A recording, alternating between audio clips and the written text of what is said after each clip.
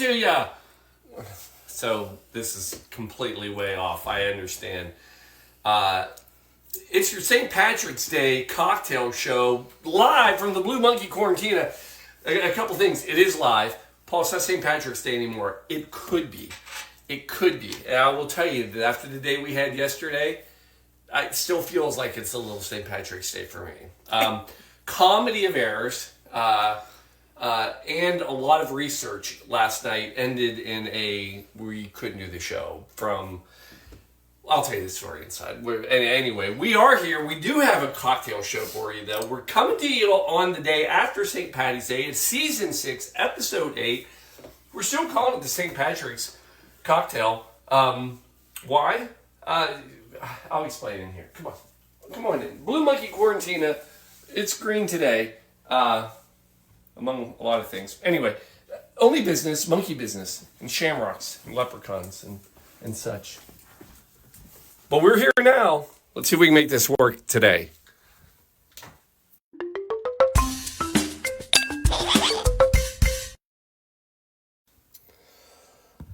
All right. Step one. That's odd. That is odd. That's the camera. Try another camera. All right. Time lapse? Well,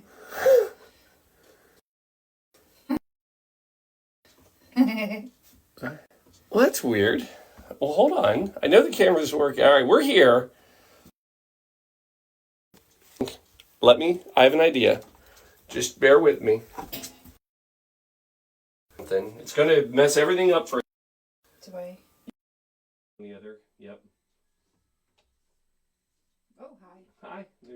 I didn't do that. I'm not doing that. Well, I didn't do that. Can we not be on there? Just hit the... There we go. Now, this will be interesting to see if it's working. So I'm going to leave that up to you. So bear with us, people, as we... Yeah. Let me just tell you, we are in 100% better condition right now, and we're barely got it to work. I mean, could you imagine us trying to do this last night? One of us would not be here. So. One of us wouldn't have been here. It was needless to say, we researched the heck out of St. Patrick's Day yesterday. Learned a lot of things. Learned how many Guinness beers we could drink through a day. We knew that. We learned that we're just not good with shots anymore. I'm not. We haven't been good with shots for a long time. Anyway, we had shots.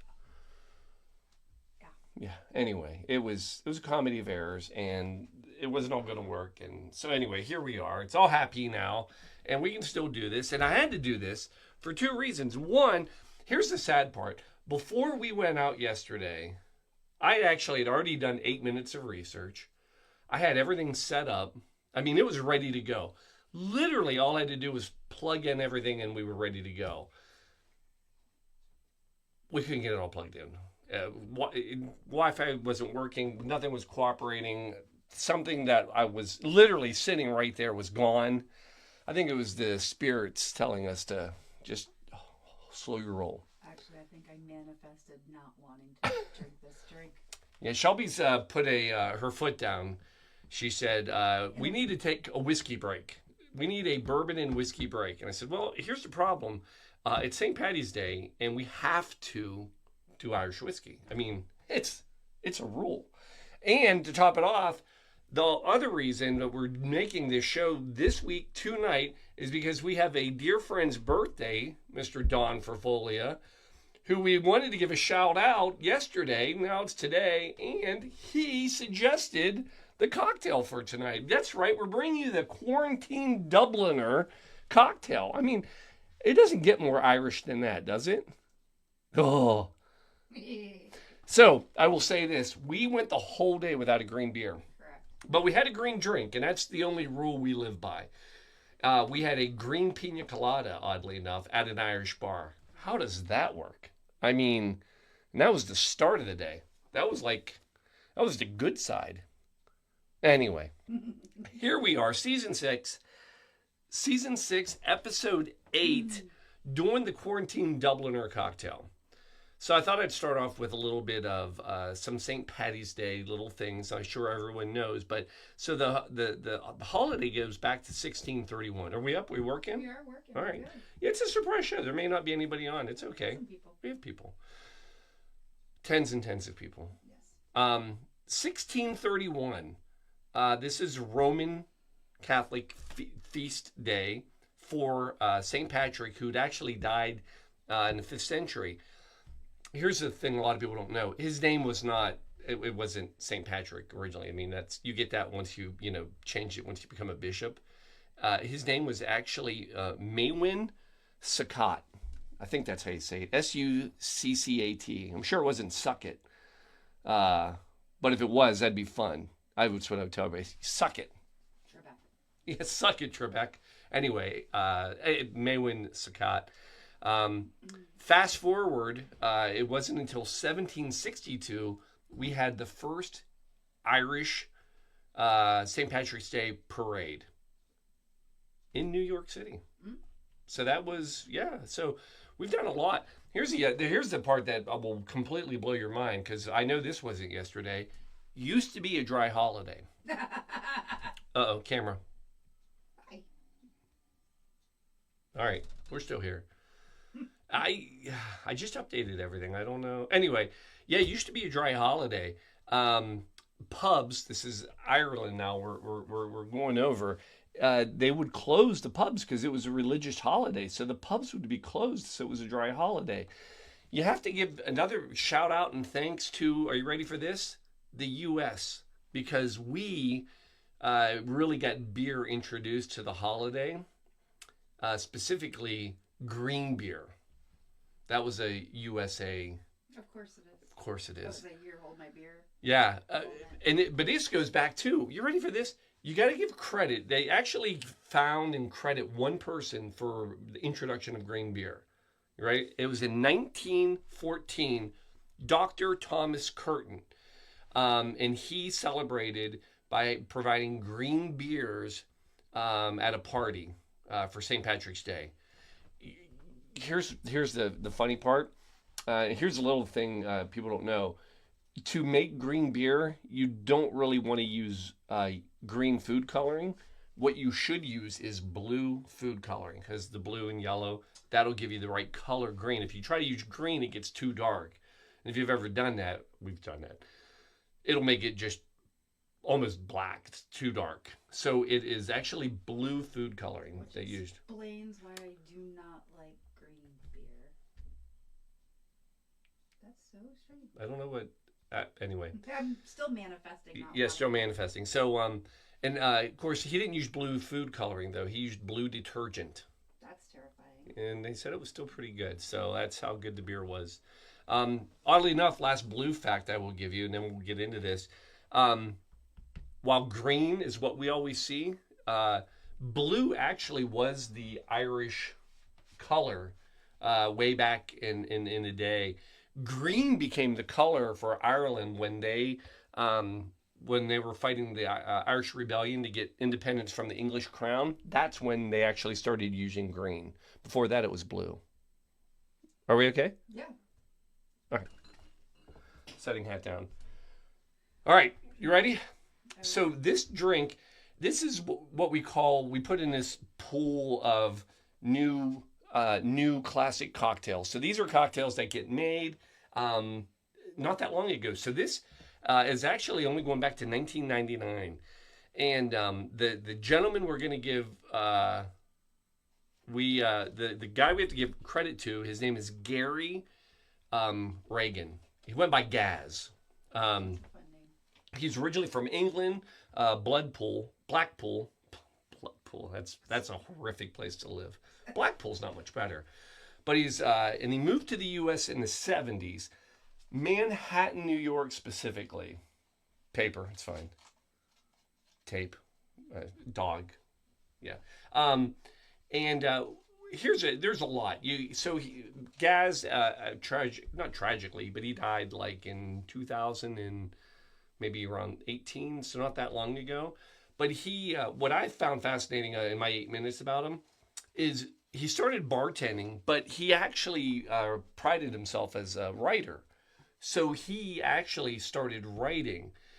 He was in the 90s, he got a job working at writing for Food Arts magazine, Wine Enthusiast, the Malt Advocate. Now that's a fun magazine. That'd be a fun one to write for. And are we good? Yeah, the cameras keep sweeping around. There's one. I mean, they see the cocktail magic. Yeah. And I don't know. I'll have to reset all that. And then in 91, he wrote The Bartender's Bible. So, of course, every good bartender writes a cocktail book, such as myself. If you haven't grabbed your copy, The Blue Monkey Quarantine. I don't know. That one's, if you haven't. There we go. There we go. Blue Monkey Quarantine, and there you go. Anyway, that was a shameless plug. And then he ended up, his greatest writing that he thought he got to do was for the San Francisco Chronicle, and he was the Cocktailian. That was the name they gave him, the Cocktailian. I thought that was good. So, for goodness sakes, Paul, make the drink. You ready for this drink? Shelby, you're going to love it. It's got whiskey. So, we're coming in. It's a stir. We'll put some ice in our coupe, get those chilled. And then basically it's a riff on a Manhattan. So difference being, first, you've got to use Irish whiskey. Boop. We're going with the Sexton. I've really fallen in love with this Irish whiskey. It's quite delicious. And a lot of people who don't like whiskey or Irish whiskey, I'll start them off on this. So we're going 2 ounces. And one for Shelby. Oh, it's going to go down easy tonight, huh? All right. Then we're going to do sweet vermouth, red vermouth, half an ounce. So that'll be 1 ounce total.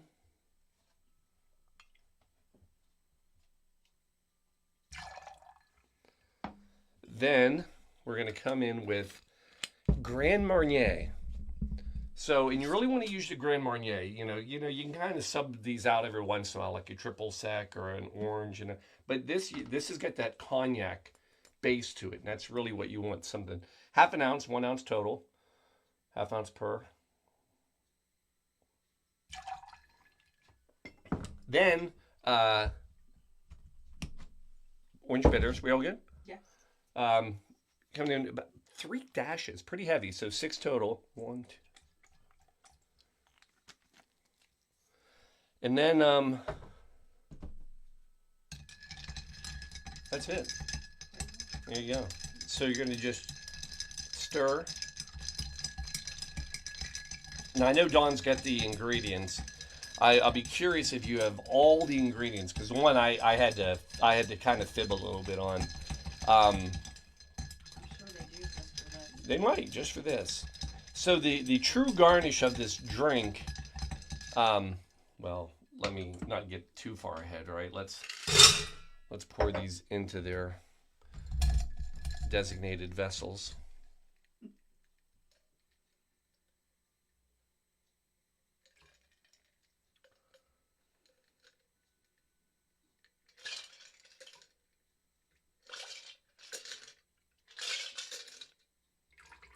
There we go.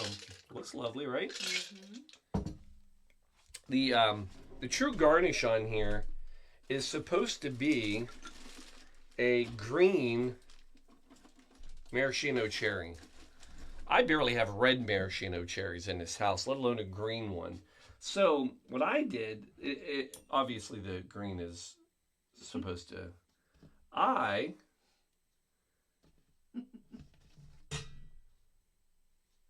made my own. I made green pears.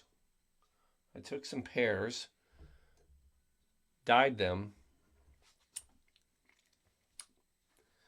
Now, one other thing, because I'm going to orange this up, is Emergency. Emergency actually created as a celebratory. They have a green version of this that you can get normally this time of year.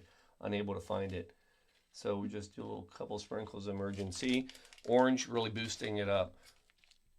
Emergency, boosting your immune system since 1914, first parade. They were one of the float sponsors in the first St. Patty's Day parades in New York. Little known fact. I love it. Actually, completely unknown fact. All right, so here we go. Oh, it smells great. I do like a good Irish whiskey, though. Shelby's excited. I'm just a little fatigued on. Oh, yes. That's good. So, Dawn, you're right. I know this is I think this is a Dawn favorite now, Dawn and Dawn. It is. It's great. It's very mellow. Here, I'm going to come around. Why are you coming around? So you can cheers me. Okay, I have to go to you because this camera's not working. Oh, yeah. Oh, my gosh. Doggone it. Yeah, I keep telling you. I bet you it's a loose cord. Anyway, we'll go right here. Look, boop. Happy Cheers, birthday. everybody. Happy birthday, Dawn. We love you. All right, coming back around. What do you think of that? Isn't that lovely? Grand Marnier makes a difference. It does. It really, that little orange layer in there, it's fantastic. So there you go. That's the Dubliner, quarantine style, of course, because that's what we do here. I will leave you with this. So Gaz, that's what his friends called him, Gary Gaz Reagan. He was a writer, and one of the things he wrote was an ode to the Irish pubs. I'm going to just give you the first part of it. It's a little long. I'm not going to recite the whole thing, but I'll give you the opening of the ode to Irish pubs. It seems like it's been more appropriate yesterday, but well, this is what we do here.